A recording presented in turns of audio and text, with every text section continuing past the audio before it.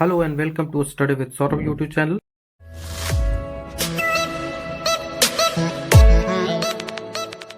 आज के वीडियो में हम झारखंड स्पेशल एक सीरीज स्टार्ट कर रहे हैं, झारखंड विशेष सीरीज, जो कि आने वाले जितने भी झारखंड के एग्जाम हैं, जैसे झारखंड एसएससी सीजीएल या फिर झारखंड एक्साइज कांस्टेबल और जितने भी एग्जाम्स में होते हैं जिनमें झारखंड से संबंधित प्रश्न पूछे जाते हैं, उसमें यह सीरीज काफ़ी महत्वपूर्ण भूमिका निभाएगी। इसमें हम झारखंड से संबंधित सारे प्रश्नों को डिस्कस करेंगे। ठीक है, तो आपको ये सीरीज देखने के बाद आप झारखंड विशेष जो होता है, झारखंड स्पेशल जो प्रश्न पूछे जाते हैं, उसमें आप कंफर्टेबल महसूस करेंगे। ये जो सीरीज होगा इसमें हम थ्योरीज को लेके चलेंगे और उसके जो थ्योरीज होंगे उसके बाद हम उसमें एमसीक्यूज करेंगे। और ये जो सीरीज होगा वो बाइलिंगुअल होगा, हिंदी और इंग्लिश दोनों भाषा में ये होंगी। बीपीटी तैयार होगा और मैं सामान्यतः ज़्यादा जो होगा हिंदी में ही बोलूँगा, इंग्लिश में कम बोलूँगा। ठीक है, तो आपको लैंग्वेज में कोई समस्या नहीं होगी। चलिए आज के इस पहले वीडियो से हम अपनी सीरीज की शुरुआत करते हैं। ये भाग 1 है, आगे कई सारे पार्ट्स इसमें आपको देखने को मिलेंगे। आप हमारे टेलीग्राम चैनल से जुड़ सकते हैं, यहाँ पे आपको चैनल का जो नाम है वो मिल जाएगा और लिंक भी मैं डिस्क्रिप्शन में दे दूंगा। ये 2 चैनल है, आप जिसमें से इंटरेस्टेड हो उसमें जुड़ जाएं। इससे तो ज़रूर जुड़ जाएं, काफ़ी इन्फॉर्मेशन जो यहाँ पे मिलती रहती है वो यहीं पे आपको मिलेगी। ठीक है, तो हम लोग इस वीडियो के साथ झारखंड स्टेट का इंट्रोडक्शन, ठीक है, हमारा जो झारखंड स्टेट है उसके इंट्रोडक्शन के बारे में देखेंगे। ये इंट्रोडक्शन कैसा होगा, तो ये historical, geographical and political and administrative, इन सारी चीज़ों को लेकर हम इसका हम इंट्रोडक्शन करेंगे। ये हमारा इंट्रोडक्शन पार्ट होगा, इसमें लगभग 3 से 4 वीडियोज़ आएंगे। ठीक है, उसके बाद हम प्रॉपर इसके हिस्ट्री, ज्योग्राफी, पॉलिटी और इकोनॉमिक्स और जितने भी इससे संबंधित होंगे, कल्चर, सारी हम चीज़ों को लेके चलेंगे। लेकिन ये जो वीडियोस आएंगे 3 से 4 वीडियोस पहले, वो इंट्रोडक्शन पे ही आएंगे कि क्या क्या चीज़ें हमें झारखंड विशेष के बारे में एक जो ओवरऑल इंट्रोडक्शन होता है वो हम लेने का प्रयास करेंगे। आपको यहाँ पे हिंदी इंग्लिश दोनों में मिल जाएगी, तो आपको लैंग्वेज में कोई समस्या नहीं होगी। ठीक है, तो हम लेके कैसे चलेंगे, तो सबसे पहले हिस्ट्री की शुरुआत करें तो हिस्ट्री में 3 पार्ट आते हैं, आप जानते हैं, एनिसेंट, मेडिएवल और मॉडर्न। ठीक है, एनिसेंट, मेडिएवल और मॉडर्न, यही चीज़ें आपको यहाँ पे हिंदी में भी मिलती चली जाएंगी। तो प्राचीन काल, मध्यकाल और आधुनिक काल में झारखंड कैसे कैसे कंट्रीब्यूट करता रहा, झारखंड में कैसे कैसे घटनाएं घटती रही, उन सबको हम इस इंट्रोडक्शन पार्ट में देखेंगे। तो सबसे पहला प्रश्न जो उठता है वो कि झारखंड शब्द का प्रयोग, ये जो झारखंड शब्द है इसका प्रयोग सबसे पहले आपको कहाँ देखने को मिलता है। तो झारखंड शब्द का प्रयोग सबसे पहले 13वीं सदी में, ठीक है, 13वीं सदी में सबसे पहले इसका प्रयोग ताम्रपत्र जो होता था उस पे आपको देखने को इसको मिलेगा। लेकिन जो प्रथम साहित्यिक स्रोत है, जो प्रथम साहित्यिक उल्लेख झारखंड का है, वो कहाँ पे मिलता है, तो वो ऐतरेय ब्राह्मण ग्रंथ में मिलता है। आप जानते हैं ऋग्वेद, सामवेद, यजुर्वेद और अथर्ववेद 4 प्रकार के वेद हैं। उन्हीं के जो ब्राह्मण ग्रंथ होते हैं उसमें ऐतरेय ब्राह्मण एक ब्राह्मण ग्रंथ है, तो उसमें ही झारखंड का नाम जो मिलता है वो पुंड्र या फिर पुंड्रा करके यहाँ पे मिलता है। तो झारखंड का नाम आपने देखा कि कहाँ कहाँ मिलता है, तो वो झारखंड के नाम से 13वीं सदी में प्रयोग किया गया। और सबसे पहला जो प्रयोग पुंड्रा या पुंड्रू नाम से किया गया, वो कहाँ किया गया, तो वो जो ऐतरेय ब्राह्मण है वहाँ किया गया। वही चीज़ आपको यहाँ पे इंग्लिश में मिल जाएगी, तो आपको लैंग्वेज में कोई समस्या देखने को नहीं होगी। अब बात आती है मध्यकाल में। जो प्राचीन काल में हम उसके सिर्फ उल्लेखों को देखें, बाकी हम प्राचीन काल को काफ़ी अच्छे से पढ़ेंगे। इसमें सारे जो चैप्टर्स हैं उन सारे चीज़ों को हम पढ़ेंगे, उनको जो मौर्य काल है उससे जोड़ेंगे, गुप्त काल है उससे जोड़ेंगे, गुप्तोत्तर काल है उससे जोड़ेंगे, मौर्योत्तर काल है उससे जोड़ेंगे, हर चीज़ों को डिस्कस करेंगे। लेकिन जैसा कि मैंने बताया ये हमारा इंट्रोडक्शन पार्ट है, तो इसमें हम सिर्फ ओवरव्यू लेने का प्रयास कर रहे हैं कि कैसे कैसे इंट्रोडक्शन हम झारखंड का करेंगे। ठीक है, तो इसमें सबसे पहले आपको जो क्षेत्रीय राजवंश है मध्यकाल में उनको देखना है, जो क्षेत्रीय राजवंश है उनको देखेंगे। उसके बाद जो सल्तनत काल है उसको देखेंगे। उसके बाद मुगल काल में क्या क्या घटनाएं घटी जो झारखंड से संबंधित। उसके बाद ब्रिटिश सरकार जब आई तो उसमें क्या क्या घटना घटी, उन सभी को हम इसमें वीडियो में देखने का प्रयास करेंगे। देखेंगे सल्तनत काल 1206 से 1526 ईस्वी तक आता है। सल्तनत काल में जो गुलाम वंश से स्टार्ट होता है और यहाँ पे लोधी वंश पे जाके खत्म होता है, जहाँ पे इब्राहिम लोधी और अकबर के बीच 1526 ईस्वी में पानीपत की प्रथम लड़ाई होती है। इसके बाद जो वो वंश होते हैं, सल्तनत काल के जो वंश होते हैं, उनकी समाप्ति होती है और मुगल काल का भारत में आगमन हो जाता है। ठीक है, 1556 ईस्वी में पानीपत के प्रथम लड़ाई के उपरांत। तो इस काल में जो झारखंड पे कई छुटपुट आक्रमण होते रहे, लेकिन झारखंड कभी एक जो बोलते हैं ना कि किसी के प्रॉपर सल्तनत में रहा, वो ऐसा कभी नहीं हुआ। झारखंड पे छोटे मोटे आक्रमण होते रहे, लेकिन वो बाद में वहाँ के जो क्षेत्रीय राजे थे वो स्वतंत्र होते गए। जो सबसे पहले आक्रमण में हम देखें तो बीरभूम का एक राजा था, ठीक है। बीरभूमि का राज्य जो था वो सिंहभूम पर आक्रमण किया था। सिंहभूम झारखंड का एक क्षेत्र है। जब हम आगे वीडियोस बनाते जाएंगे तो उसमें हम प्रॉपर डिस्कस करेंगे, ठीक है। उसके बाद मोहम्मद बिन तुगलक का जो सेनापति मलिक बयां था, इसके द्वारा हजारीबाग पे आक्रमण किया गया था। उसके बाद उड़ीसा का जो शासक कपिलेंद्र गजपति था, उसने संथाल परगना पे आक्रमण किया था। उसके बाद जयदेव जो कि उड़ीसा का था, उसने 13वीं शताब्दी में अपने आप को झारखंड का शासक घोषित किया था। झारखंड का शासक किसने घोषित किया था? जयदेव ने, उड़ीसा का जो था, और 13वीं शताब्दी में घोषित किया था। उसके बाद खान देश का आदिल शाह था, जिसने झारखंडी सुल्तान की उपाधि धारण की थी। किसकी उपाधि? झारखंडी सुल्तान की। तो ये सल्तनत काल की कुछ इंपॉर्टेंट घटनाएं हैं जो हमको जाननी है, ठीक है। तो आपको कोई समस्या देखने को नहीं होगी। उसके बाद आती है क्षत्रिय राजवंश। जो क्षत्रिय छोटे मोटे राज्यवंश थे वो भी यहाँ पे डेवलप हुए थे, जिनमें सबसे पहले जो था वो नागवंश था, रक्सेल वंश, सिंह वंश। उसके बाद अदर कई वंश थे जो आए, जैसे कि मान वंश हो गया, ढाल वंश, रामगढ़ राज्य, डीहा राज या पंचेत राज्य, जिसमें नाग वंश में छोटा नागपुर खास में ये राज्य करते थे। उसके बाद पलामू का रक्सेल वंश और सिंह वंश सिंहभूम का। उसके बाद मान वंश मानभूम का था। यहाँ पे सबसे जो इम्पोर्टेंट बात है आपको याद रखने की आवश्यकता है कि सबसे लॉन्गेस्ट पीरियड तक कौन सा वंश शासन किया था? जो क्षेत्रीय राज्य वंश थे। जैसे कि आप जानते हैं कि जब सेंटर हो वो कमजोर होता है, तो धीरे धीरे जो उनके आसपास के जो क्षेत्र होते हैं, उनके जो राज्य होते हैं, वो स्वतंत्र होते चले जाते हैं। तो यही मध्यकाल में देखने को मिला। जो क्षेत्रीय राज्यवंश थे उनका डेवलपमेंट हुआ। ये आप भारत में भी देख सकते हैं और ये झारखंड में भी देखने को मिलेगा। तो ये आप देख सकते हैं। तो यहाँ पे नागवंश हुए, रक्सेल वंश हुए, सिंह वंश हुए। इनमें जो नागवंश था वो सबसे लॉन्ग पीरियड तक यहाँ पे शासन किया था। यही चीजें इंग्लिश में यहाँ पे है। उसके बाद बात आती है मुगल वंश की, ठीक है। मुगल वंश में कौन कौन सी इंपॉर्टेंट घटनाएं हुई? तो मुगल वंश में अकबर जो था, आप जानते हैं कि 1526 ईस्वी के बाद, 1526 ईस्वी में पानीपत के प्रथम युद्ध जब हुआ, उसके बाद भारत पे मुगल वंश का स्थापना हो गई थी, ठीक है। भारत पे नहीं, खास करके उत्तर जो क्षेत्र था उस पे मुगल वंश आया। ऐसे किताबों में आपको भारत मिलेगा, तो ऐसा नहीं था, ठीक है। ये बढ़ा चढ़ा कर बोली गई बातें हैं।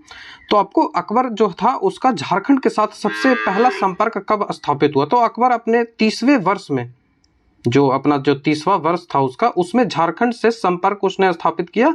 लगभग 1774-75 के बीच इसने बिहार और झारखंड पे आक्रमण किया था। उसमें तो सारी चीजें एक ही हुआ करती थी।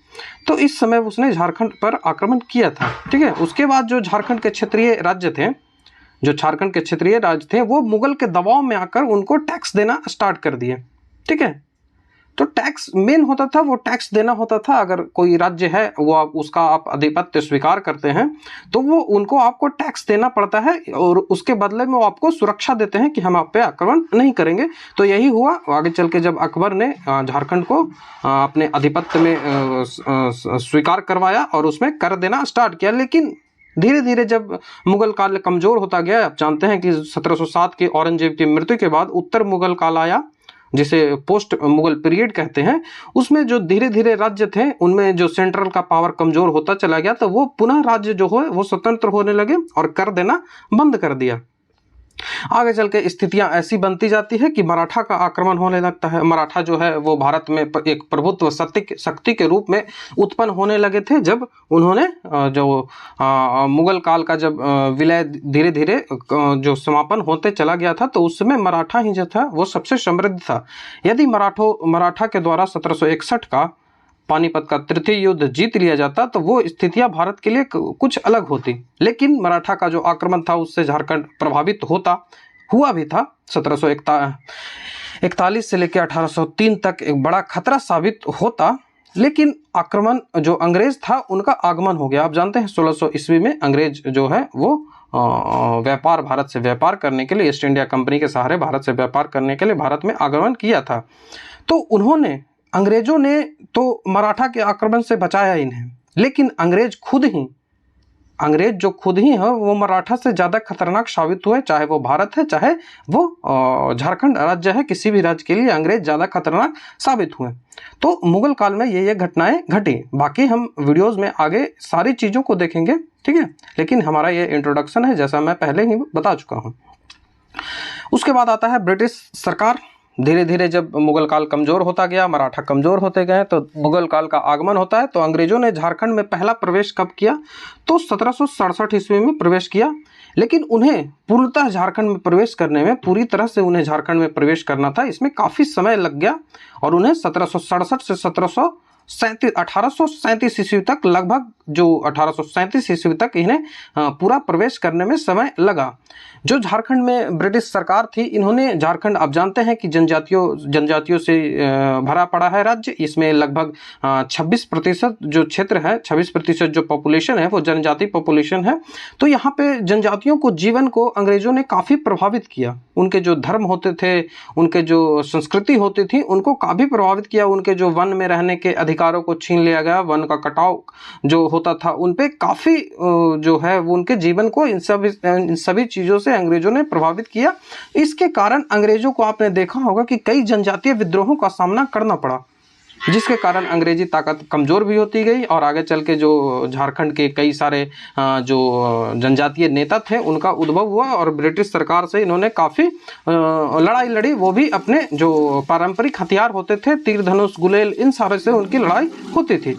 जैसा कि आप यहाँ पे देख सकते हैं कि जो पहला जनजातीय विद्रोह था वो कौन सा था? तो वो ढाल विद्रोह था, जो कि 1767 से 1773 के बीच हुआ था।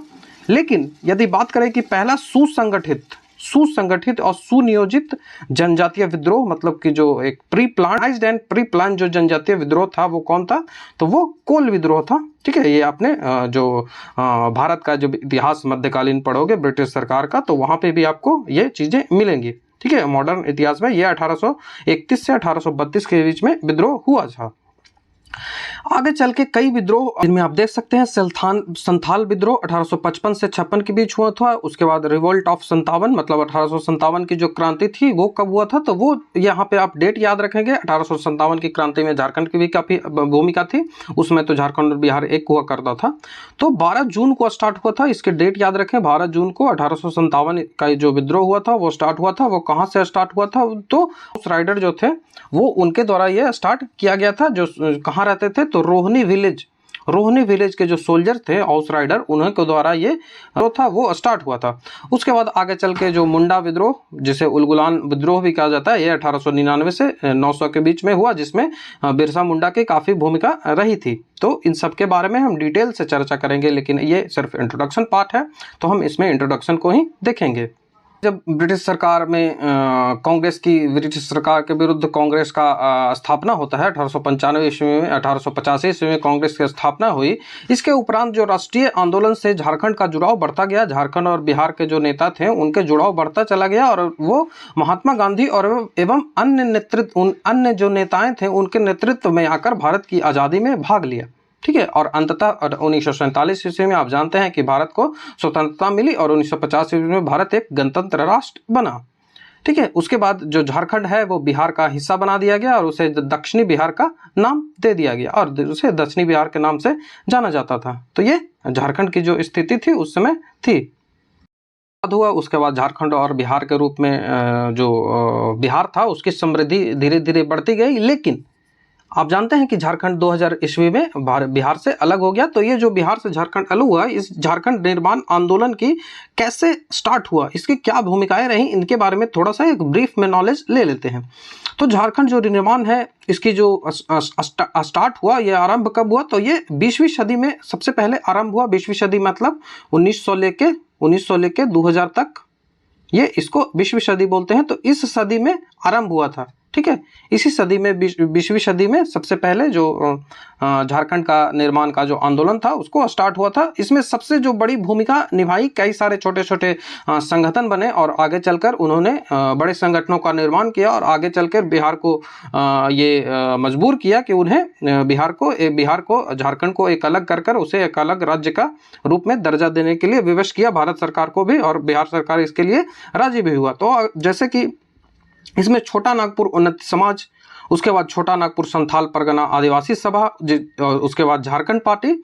आगे चलकर जो धीरे धीरे जो आंदोलन था वो शुरू में उतना सटीक नहीं रहा, और वो 1963 से लेकर 1973 तक इस जो आंदोलन था इसमें काफ़ी बिखराव आते रहे, काफ़ी ठहराव आते रहे। ये जो उतना समृद्ध आंदोलन नहीं था, उतना सुसज्जित और सुनियोजित आंदोलन नहीं था।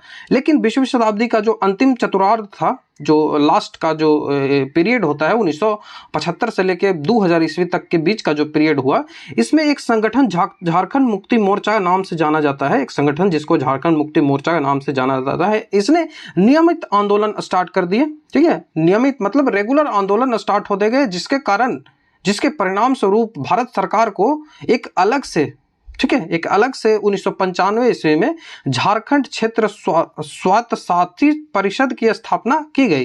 ठीक है, झारखंड राज्य स्वायत्तशासी परिषद की स्थापना की गई, एवं इसके उपरांत इस जो क्षेत्र है इसके ये जो बॉडी बना दी गई, ये परिषद बना दिया गया, इसने देख रेख की, इसने जो सारी चीज़ें हैं झारखंड राज्य के बनाने के लिए कौन कौन सी चीज़ें की आवश्यकता है और क्या ये रिलेवेंट है, इन सब चीज़ों पे इसने बात की। उसे आगे चलकर उसने फिर 15 नवंबर 2000 ईस्वी को झारखंड को भारत का 28वां राज्य के रूप में मान्यता प्राप्त कर दी, और उसके बाद झारखंड का जो राजधानी थी उसे रांची को झारखंड की राजधानी बना दी गई। तो ये झारखंड जो निर्माण आंदोलन है उसको एक ब्रीफ में हमने जाना, बाकी इस पे अलग से वीडियोस आ सकते हैं। ठीक है, और आगे आएंगे भी, लेकिन इसमें हम सिर्फ इंट्रोडक्शन के बारे में देख रहे हैं। तो ये झारखंड का एक निर्माण का इंट्रोडक्शन था।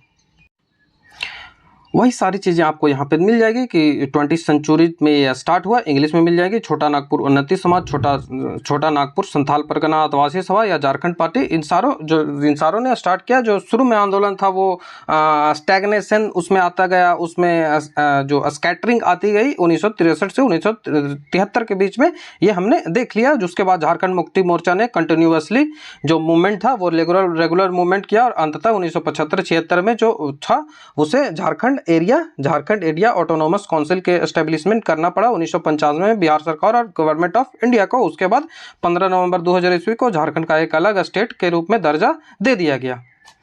अब बात आती है कि झारखंड का नामकरण, झारखंड का जो नाम है, ये झारखंड जो है वो जो नाम है इसका अर्थ क्या है।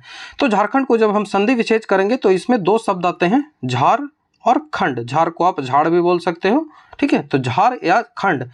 तो इसका मतलब क्या होता है कि झार का मतलब होता है वन, ठीक है, और खंड का मतलब होता है प्रदेश, जो टुकड़ा होगा, पार्ट। ठीक है, खंड का मतलब पार्ट या प्रदेश, तो टुकड़ा जो हो गया, और इसका मतलब वन हो गया।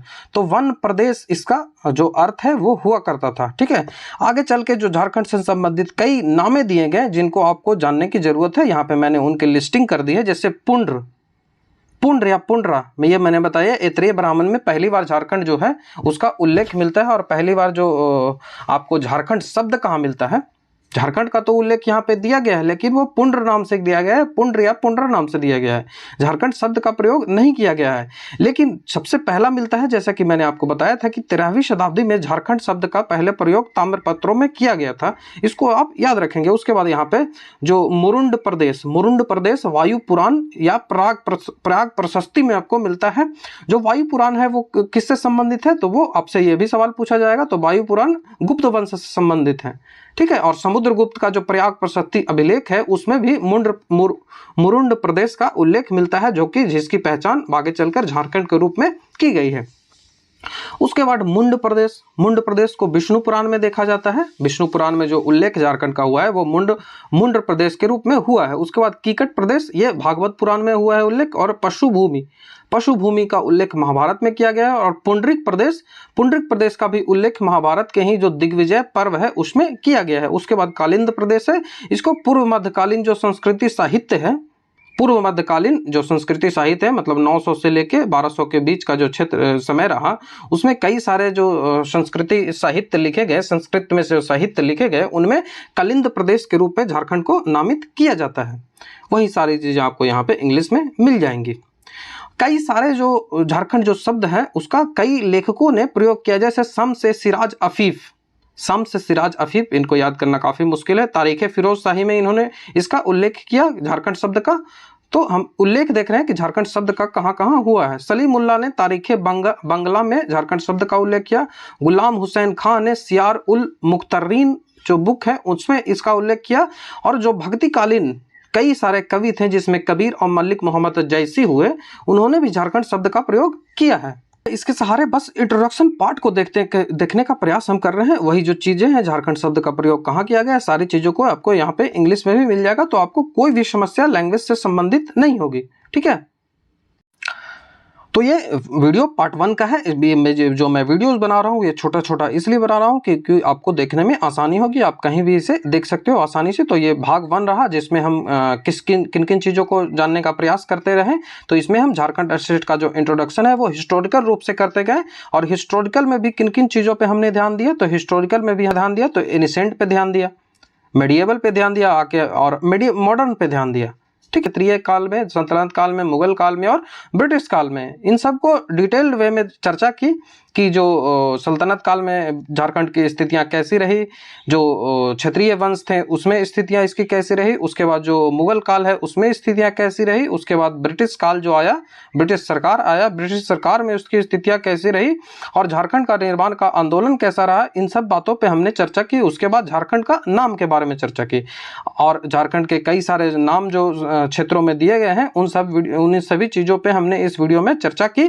आगे के जो वीडियोस आएंगे उसमें हम झारखंड के और विशेष जो संदर्भ है, छोटा नागपुर का जो पठार है और जो संथाल परगना है उसको बांटने का प्रयास करेंगे। झारखंड को 2 क्षेत्रों में बांट के हम पढ़ने का प्रयास करेंगे, क्योंकि जो झारखंड जो है वो इसी 2 क्षेत्रों में विभाजित है। तो इन जो क्षेत्रों हैं उन्हीं के सहारे हम वीडियोस को आगे लिखते चलेंगे। तो आशा करता हूँ कि आपको वीडियो अच्छा लगा होगा। यदि आपको वीडियो अच्छा लगा तो आप हमारे चैनल को सब्सक्राइब और जो वीडियो को लाइक से रिकमेंड जरूर कर लें, और अपने दोस्तों को हमारे चैनल के बारे में बता दें जिससे वो हमसे जुड़ सकें और हमारा जो कंटेंट है उससे लाभ ले सकें। यह हमारा टेलीग्राम का चैनल है, इसको जरूर ज्वाइन कर लें, और नेक्स्ट पार्ट आपको वहाँ पे आपको नेक्स्ट पार्ट मिल जाएगा, तो आप उसको जरूर देख लें। पार्ट के वीडियो में ही आपसे मिलते हैं। यहाँ पे आपको चैनल पे दिख रहा होगा, स्क्रीन पे आपको वीडियो दिख रहा होगा।